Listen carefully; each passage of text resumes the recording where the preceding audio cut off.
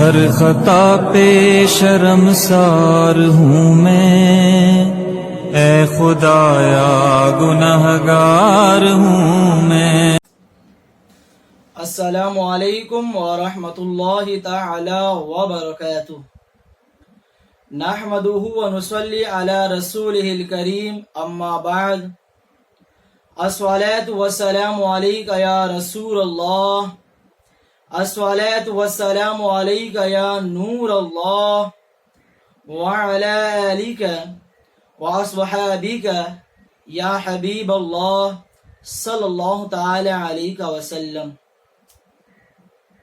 جیسا کہ ہم جانتے ہیں، ہم اس وقت اس ماہ مبارک کے تیسرے عشرے میں داخل ہیں، جسے عشرہ نجات کہا جاتا ہے۔ آج انشاءاللہ تعالی ہم اسی عشرے کے تعلق سے چند باتیں جاننے کی کوشش کریں گے، اور یہ جانیں گے کہ جو یہاں نجات کی بات کی گئی ہے، کس سے نجات حاصل کرنے کی بات کی گئی ہے، تاکہ ہم اس چیز سے نجات بالکل صحیح طور پر حاصل کر سکیں۔ یہاں جو نجات کی بات کی گئی ہے وہ جہنم سے نجات حاصل کرنے کی بات کی گئی ہے، یعنی یہ عشرہ جہنم سے نجات حاصل کرنے کا عشرہ ہے۔ اب جب یہ معلوم ہو گیا کہ اس عشرے میں جہنم سے نجات حاصل کرنا ہے، تو اب آؤ کچھ جہنم کی بات جان لیتے ہیں، اور یہ جانتے ہیں کہ جہنم کس چیز کا نام ہے، جہنم کیسی ہے، کیوں جہنم کا تذکرہ کرتے کرتے جبریل امین بھی رو پڑے، کیوں جہنم کا تذکرہ سنتے سنتے میرے آقا صلی اللہ تعالی علیہ وسلم کی آنکھیں بھی اشکبار ہو گئی، کیوں صحابہ کرام رضوان اللہ تعالی علیہ مجمعین جب جہنم کا تذکرہ سنتے تو بے چین ہو جاتے، آنکھیں اشکبار ہو جاتی، کیوں عبادت میں اور زیادہ لگ جاتے۔ آج انشاءاللہ تعالی ہم جہنم پر کچھ روشنی ڈالیں گے اور پھر اپنے اعمال کا جائزہ لیں گے۔ حدیث میں ملتا ہے کہ حضرت جبریل امین نبی کونین صلی اللہ تعالی علیہ وسلم کی بارگاہ میں ایسے وقت میں تشریف لائے جس وقت تو کبھی تشریف نہ لاتے تھے۔ جب میرے آقا صلی اللہ تعالی علیہ وسلم کی نگاہ جبریل امین پر پڑی تو میرے آقا صلی اللہ تعالی علیہ وسلم نے ارشاد فرمایا، اے جبریل امین، تم اس وقت اور تمہارا چہرہ متغیر کیوں ہے، تم پریشان کیوں معلوم ہو رہے ہو؟ جبریل امین عرض گزار ہوتے ہیں، یا رسول اللہ صلی اللہ تعالی علیہ وسلم، اللہ رب العزت نے جہنم کو بھڑکانے کا حکم دیا، اللہ رب العزت نے جہنم کو دہکانے کا حکم صادر فرمایا، تو فرشتوں نے اسے 1000 سال تک بھڑکایا، حتیٰ کہ وہ آگ بالکل سفید ہو گئی۔ آگے عرض کرتے ہیں، پھر اللہ رب العزت نے حکم فرمایا، اے فرشتوں اسے اور بھڑکا دو۔ فرشتوں نے اسے 1000 سال تک بھڑکایا، حتیٰ کہ وہ آگ پوری سرخ ہو گئی۔ جبریل امین عرض گزار ہوتے ہیں، پھر اللہ رب العزت نے حکم دیا، اے فرشتوں اسے اور 1000 سال تک بھڑکاؤ۔ پھر اسے 1000 سال تک بھڑکایا گیا، حتیٰ کہ وہ آگ بالکل سیاہ ہو چکی ہے اور اب بھی سیاہ ہے۔ پھر جبریل امین آگے عرض کرتے ہیں، رسول اللہ صلی اللہ تعالی علیہ وسلم، قسم ہے مجھے اس ذات کی جس نے آپ کو نبی برحق بنا کر مبعوث فرمایا، اگر وہ جہنم کی آگ کو ایک سوئی کے سوتے کے برابر بھی کھول دے تو یہ دنیا جل کر راکھ ہو جائے گی، یہ دنیا فنا ہو جائے گی۔ پھر آگے عرض کرتے ہیں، یا رسول اللہ صلی اللہ تعالی علیہ وسلم، قسم ہے مجھے خالق پروردگار کی کہ اگر جہنم کے فرشتوں میں سے کسی ایک فرشتے کو بندہ مومن دیکھ لے تو اس کے ہولناک چہرے سے، اس کی بدبو سے وہ ہلاک ہو جائے گا۔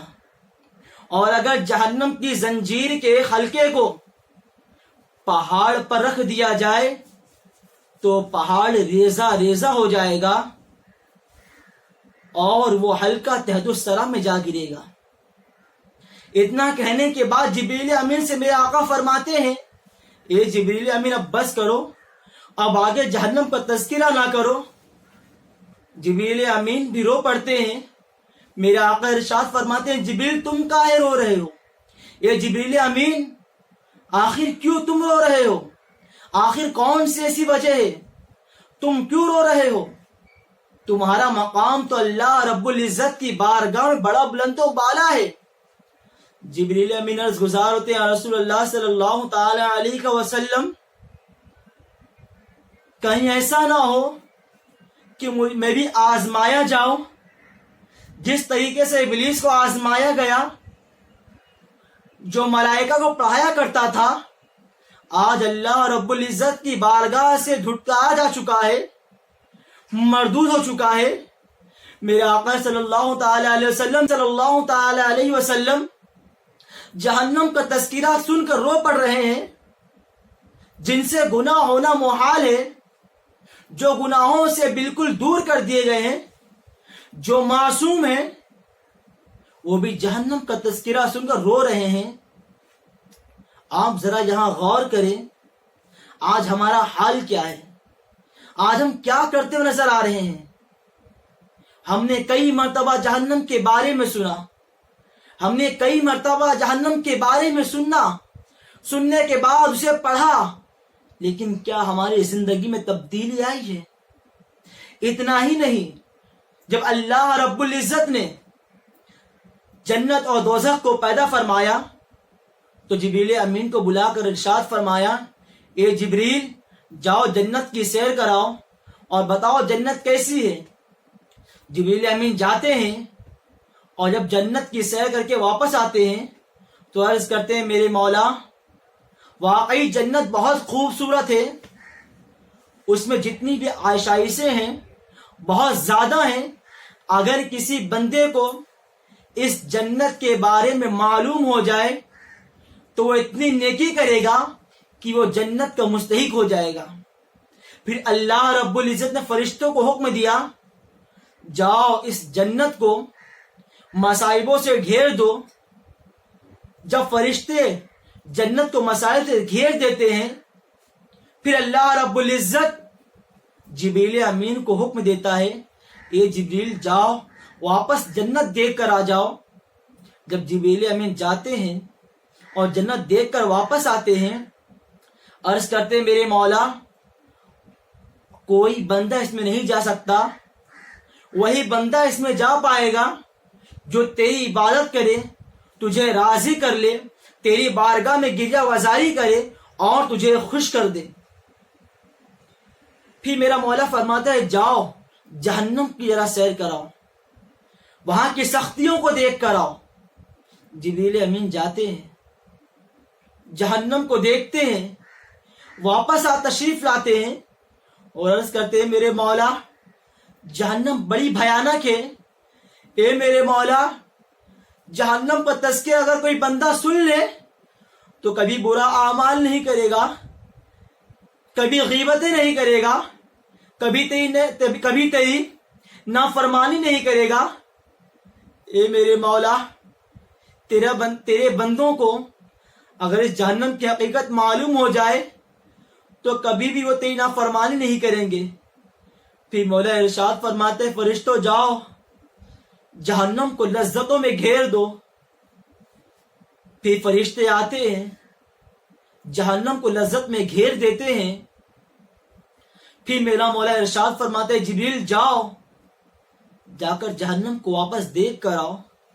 جبریل امین واپس جاتے ہیں اور جہنم کو دیکھ کر جب تشریف لاتے ہیں، کہتے ہیں، میرے مولا جو بھی تیرے در کو چھوڑ دے، اے میرے مولا جو بھی تیری عبادت کو چھوڑ دے وہ ضرور جہنم میں جائے گا، کیونکہ گناہوں میں لذت ہے۔ اے میرے مولا تیرے وہی بندے اب جنت میں جا پائیں گے جو اپنے نفس پر قابو رکھیں۔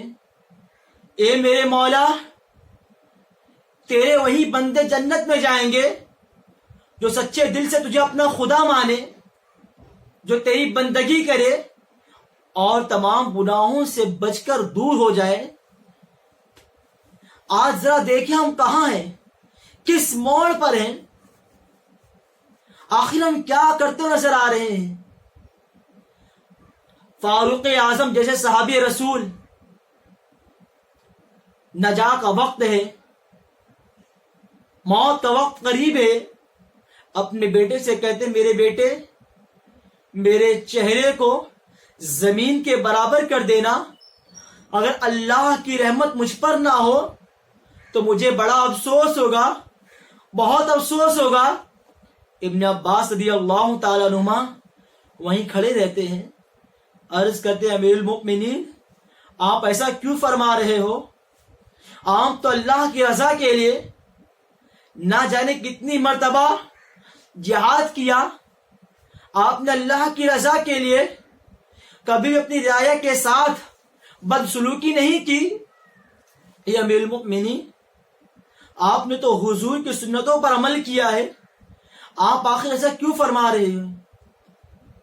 میرے فاروق کہتے ہیں مجھے خدا کا خوف ہے کہ کہیں ایسا نہ ہو کہ کوئی ایک گناہ یا کوئی ایسی چھوٹی سی بات کل میدان محشر آیا ہو جس سے میری پکڑ ہو جائے۔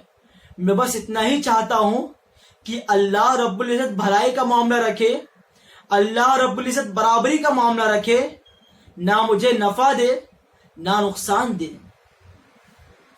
اتنا ہی نہیں، کئی صحابہ رسول ایسے ہیں جب جہنم کا تذکرہ سنتے تو رو پڑتے، گریہ وزاری کرنے لگتے، لیکن آج ہمارا حال کیا ہے؟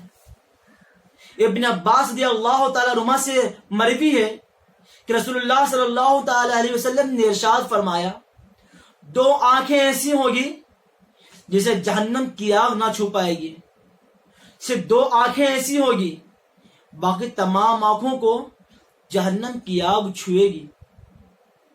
وہ دو آنکھیں یہ ہیں، وہ آنکھیں، ایک تو وہ جو رات میں اللہ رب العزت کے خوف سے روئی ہو، دوسری وہ آنکھ جو رات میں شب بیداری کی ہو اور اللہ کی نگہبانی میں ہو۔ اب یہاں آپ ذرا غور کریں، کیا واقعی ہم کبھی اللہ کی یاد میں روئے ہیں؟ کیا واقعی کبھی ہم اللہ کے خوف سے روئے ہیں؟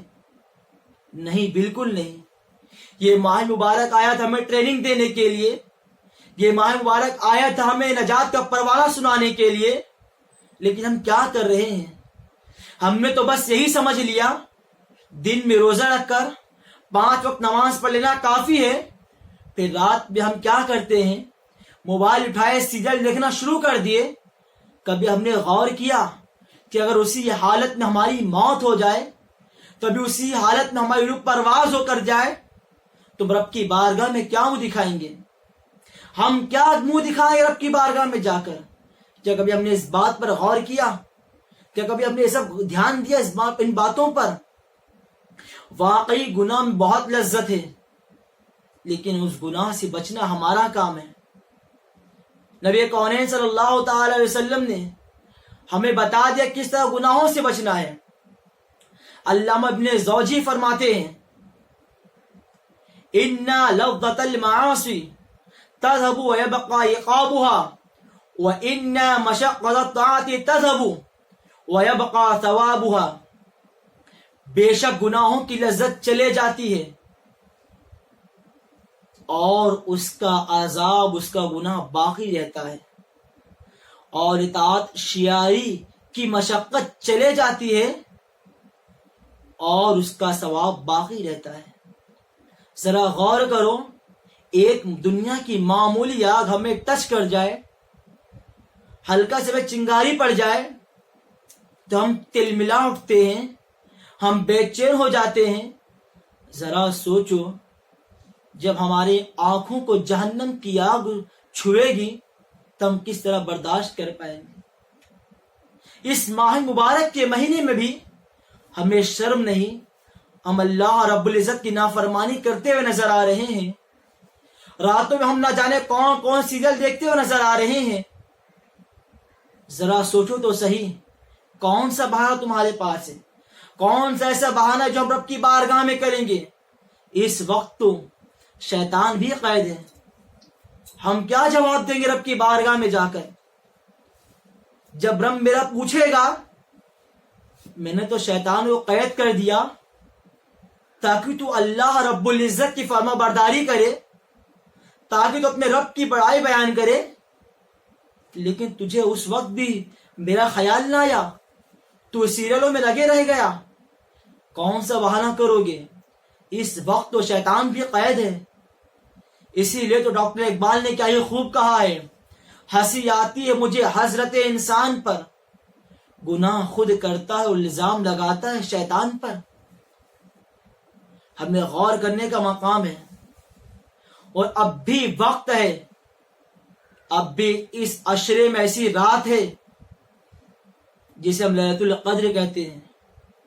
آج بعد مغرب 27ویں رات شروع ہو جائے گی، اور جیسا کہ کتابوں میں ملتا ہے بہت سے لوگوں کو 27ویں رات ہی کو لیلۃ القدر نصیب ہوئی ہے۔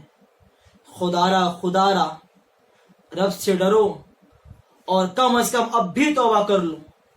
میرا رب بہت غفور الرحیم ہے، وہ رحمان ہے، وہ ستار ہے، اور اس امید پر تم اللہ سے توبہ کرو۔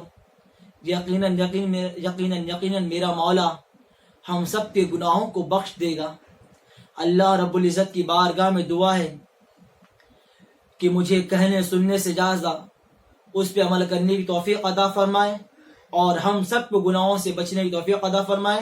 السلام علیکم ورحمۃ اللہ تعالی وبرکاتہ۔ پہ شرمسار ہوں میں، اے خدایا گنہگار ہوں میں۔